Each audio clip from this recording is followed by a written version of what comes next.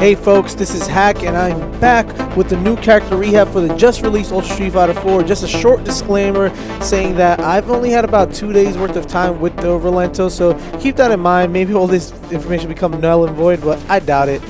Okay guys, so let's just start off with Rolento's normal. So the standing jab is his bread and butter. You're going to be using this tool a lot.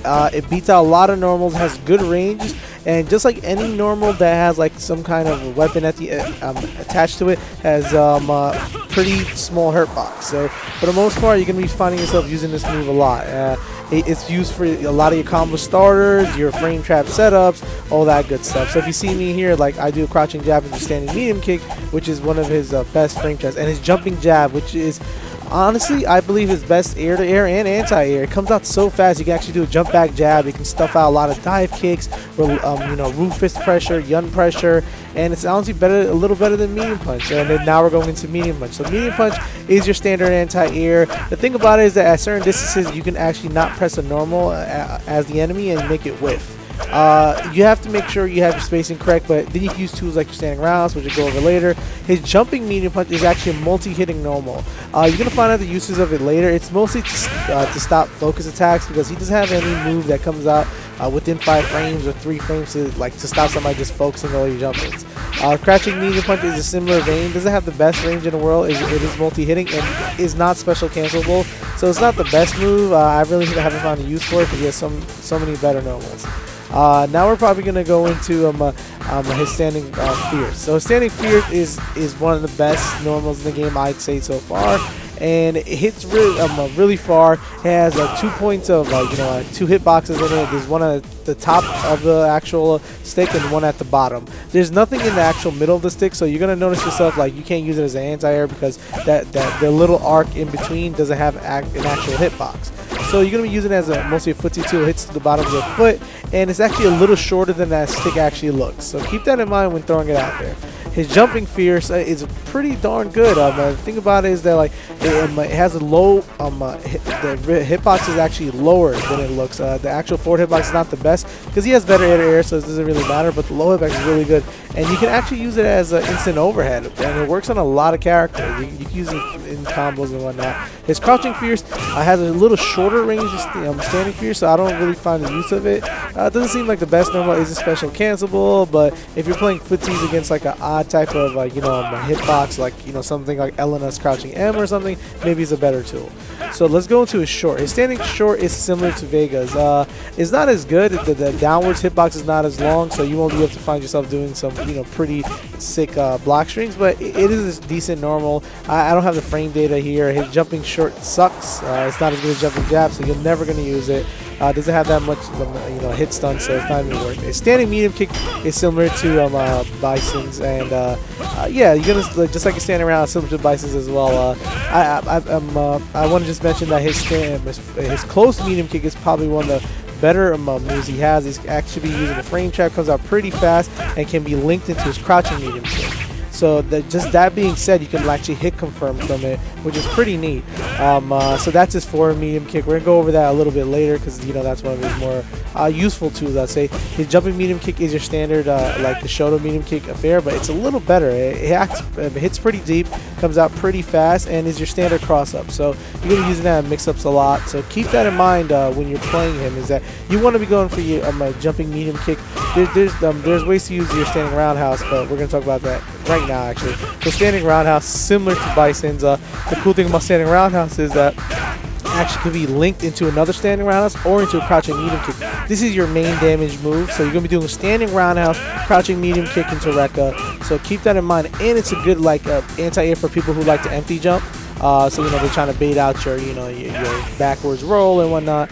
So and this is his actual slide.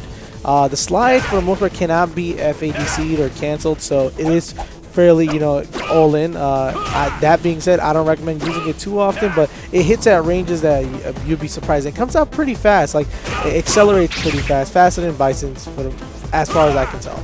His jumping roundhouse is just a a good jumping attack just for the heavy damage and whatnot. It's especially good for like stuff like the pogo stuff because it comes out a little faster than a jumping fierce, and you get that full damage and whatnot. And I'm pretty sure there's some sneaky setups to have it cross up. All right, so this is the the actual overhead, the forward medium kick. The thing about this is that it is an overhead, comes out really fast. If the opponent is crouching and you do get a counter hit, you'll be able to combo off of it, which is huge because a lot of his pressure relies on trying to open people up.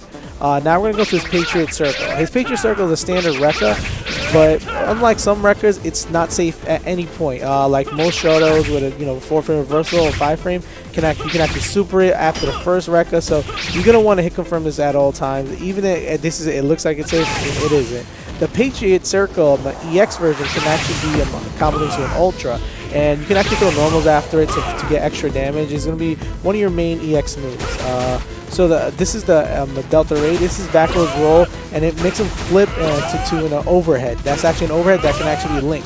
If you realize that seems like such a great move, but the problem about it is that on block is fairly punishable, and it's the EX version is a little more safe. It's still negative, and it doesn't go over fireballs consistently. So you have to really be actually guessing when the fireballs are coming out, because if you have a guess that good, you might as well jump in. Not the best move, but I can see the short version or the actual jab version being used in some strings to bait out DBs. And as you can see there, it does combo, so keep that in mind. This is Delta Escape, just a similar wall jump affair, but keep it in mind that he's not going to cancel the jump, so make sure you have a pogo on deck because it's very easily punishable, and as you can tell, it's not the even heaviest move, so most good players will just walk forward and disable all your options. The EX version is his only get out move on Wakeup, so he doesn't have that many options at all. It's invincible, I believe, on the whole way up as far as I can tell. But yeah, in general, I don't like using the wall jump at all unless I need to do some really sick shenanigans or some really really in-depth mix-up. I haven't really found a good use for it because he has a lot of safe jump setups, and the pogo does enough in itself that why go through the extra hassle unless it's like the 4-tier mix-ups. All right, we can talk about that during the advance. So this is my favorite move by him. Is I believe it's called bow down roll or something like that, and it's basically your move to get through projectiles. So if you're guessing a projectile, so let's say you ride through one fireball, you can actually press 3 punches and then press a medium punch, hard punch. That actually dictates how far it goes. So when you're throwing that out there, you can bait out moves because you can punish it. Let's say he throws a fireball, there is enough recovery time from the fireball where he can throw a low forward, so you can throw a low version out, make him throw a low forward, make him whiff, and then whiff punish him.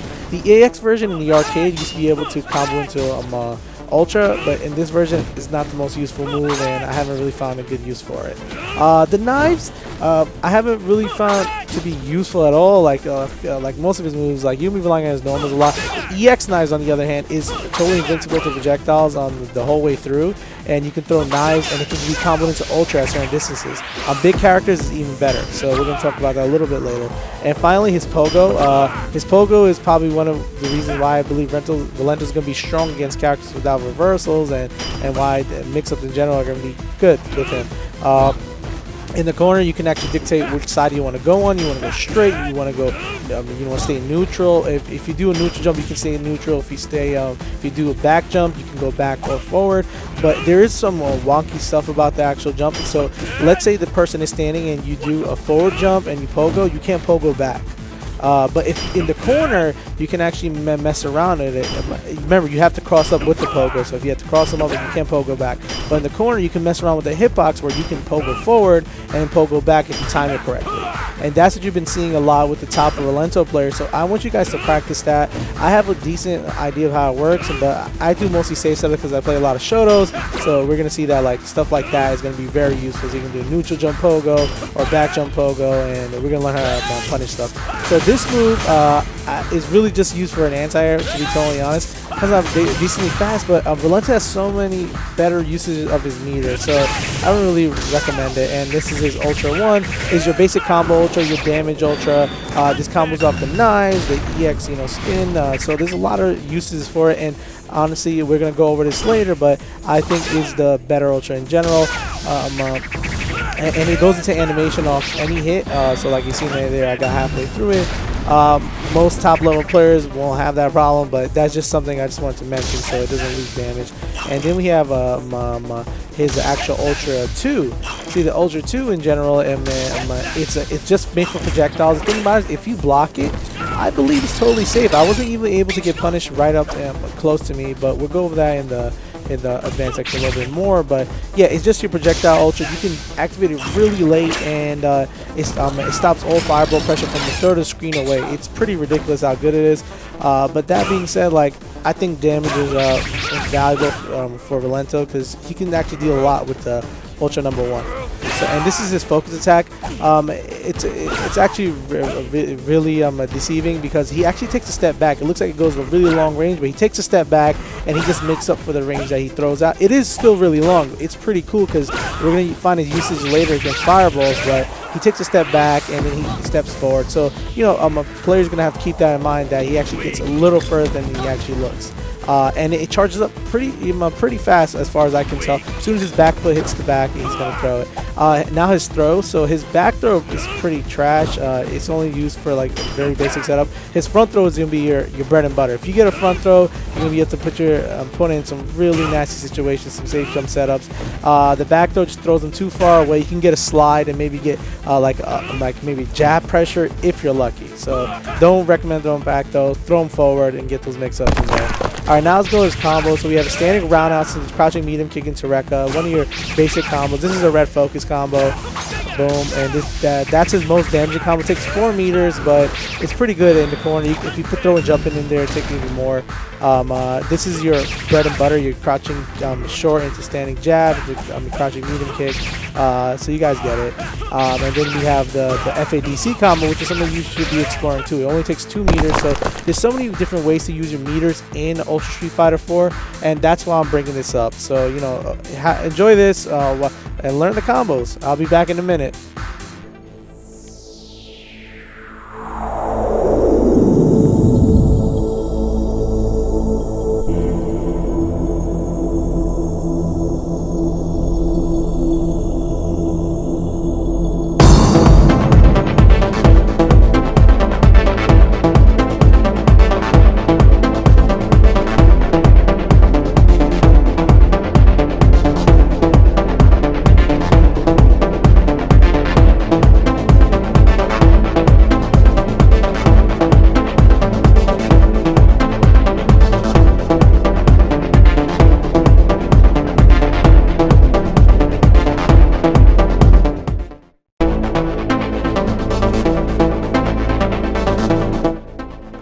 Now for the section that'll probably get me killed, it is the matchup section. Mind you, there is not enough data. This is all theory based on my part, and I think that rushdown characters in general will do really well against Rolento. Characters with a good fireball game, players who can throw, you know, decently mixed up fireball speeds and stuff like that, are gonna have an easier time against them. Mind you, this is not set in stone. It probably change up when they find out their match intricacies and certain setups and stuff like that. So yeah, this is just a short idea of who I think will do well against them. All right, now we're in the advanced section. So the first thing I want to bring up in the advanced section is his anti-airs. Like, when you play with a character, you should have these on deck because people like to jump. And like I mentioned before, the spacing on a standing medium punch is huge. So when you see people jumping at you, make sure you're timing it correctly because the active frames are there, but but you know, like, you still gotta be able to react to it quick enough. And you gotta give it enough time to leeway and whatnot. And like I mentioned before, at certain distances you can actually safe jump the actual medium punch. So, you know, keep that in mind. If you think the opponent is going to do that, walk forward. And it's really deceiving how short the range of the actual medium punch is. So keep that in mind. So this is your only way to stop a jump in attack or jump in focus breaker. So that's why I even brought this up in advance, because you're gonna find that a lot, you know, medium level and beginning level players are going to throw focus attack to the jump in. So alright, so now this is my probably favorite part of the you know, Rolento's game, is his footsies or his ground game. So right here, you want to maintain this area and use your crouching jab. It beats out a lot of normals. Like Ryu has, you know, some phenomenal little forward, so you know he's a little different case. But you can use your forward medium to get over it. He has the tools to stop anybody, and like the standing medium roundhouse, is actually could be used as an anti-air. So keep that in mind as you're playing Rolento. And this section is only to show you how bad Rolento's wake-up options are. I'm actually doing different moves I don't have the inputs on, but you know, I'm doing different EXs, and the only one that it works is the wall jump. And you have to waste a meter to do it. And like within like the first few days, I was able to find people who found setups how to stop it. So learn to block. A long story short. So you know, as I said before, like, you know, use your jumping moon punch to get through fireballs, and to break focuses. And now we're here with the fireball section, and this is where it gets the most fun. So you know, like, people with the good reactions probably won't have that much of a trouble, but people like me, you know, who anticipate a lot more, are gonna have a little more difficult time. So like the EX kunais goes through it is an option, but it does take a meter, so keep that in mind. Your standing fierce is good if you preemptively do it. So people are like, oh, throw standing fierce out, but I just want you to know that if you block a fireball, you're gonna have to guess again. So but your roll does do a lot of work for you, and your focus attack at this range, the range I use it at, is perfect.